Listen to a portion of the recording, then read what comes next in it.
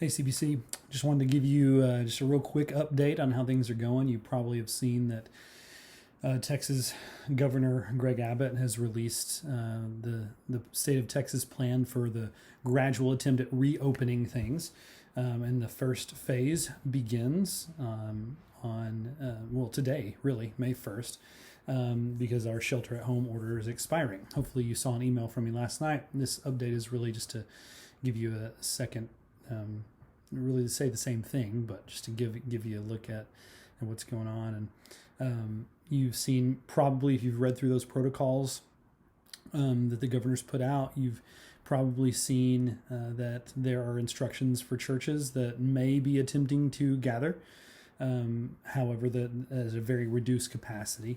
And we have gone over those together as a leadership. And we believe that the wisest course of action for us right now as a church is to continue to allow our staff families to coordinate our worship services and live stream them into everyone's homes, the worship service. Pretty much to continue doing exactly what we're doing right now while we kind of wait to see what the results of this first phase is going to be. The data from that is supposed to be released on May the 18th. And when that comes out, we will reevaluate as leadership and see kind of, has phase one been successful or has it not been? And kind of based on that, we'll begin to pray toward what that might look like for us, whether we need to reevaluate and do something new and work towards a reopening of gatherings, or we need to buckle back down because things are not as good as Texas was hoping it would be. Please continue to be patient with us in that as we work to protect each other, to make sure everyone's safe, and when we gather, it's an appropriate time to do so, and it's the most fruitful time for us to do so. So we so badly want to meet together again, and I hope that continues to come through from each of your staff and our families every time that we live stream a service on Sunday. We're absolutely ready for you to be in there with us, as we have every week been ready for that. And our leadership is very much ready to gather together again.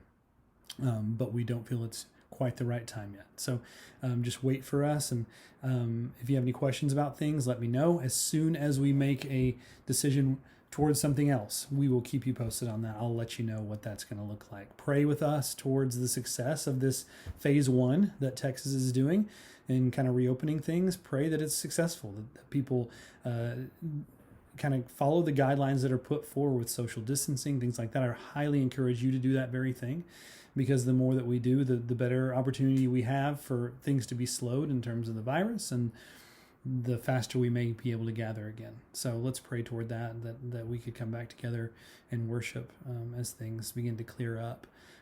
Keep loving and serving each other during this time as we wait. Keep reaching out to each other, especially those who might be struggling or who might be vulnerable that you haven't heard from.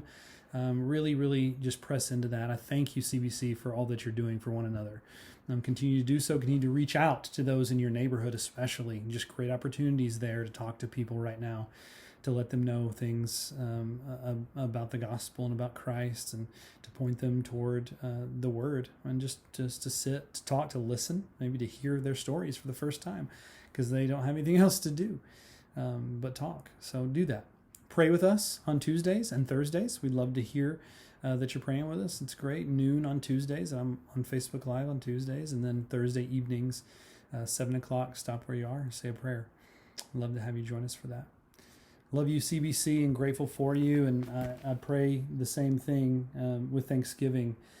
Just all the things that I've heard and the people I've talked to have been so encouraging through this. I hope you've been encouraged. And Paul said to the Thessalonians, "We ought always to give thanks to God for you, brothers and sisters, as is right, because your faith is growing abundantly, and the love of every one of you for one another is increasing."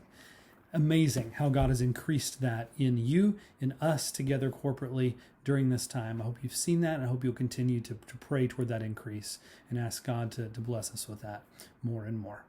In His name, we have gathered right now electronically, remotely, in his name, we will gather together in person eventually. So glad to talk to you today. I love you and hope to talk to you soon.